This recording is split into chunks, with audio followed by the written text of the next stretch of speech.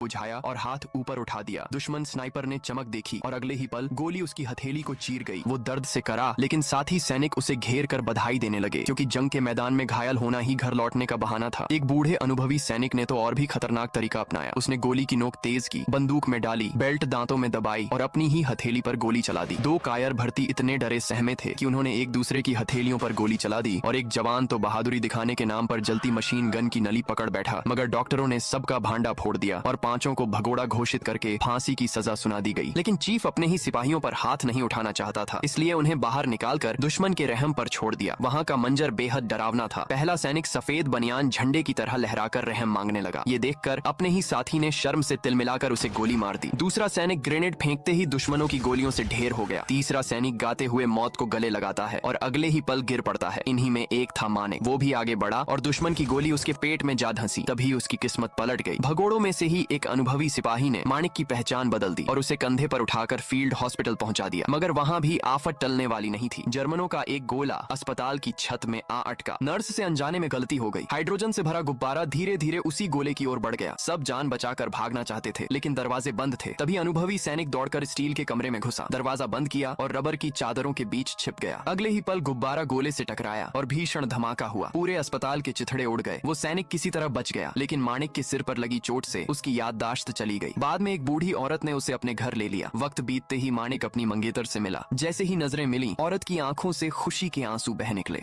इस डरपोक सिपाही ने सिगरेट जलाई, फिर जान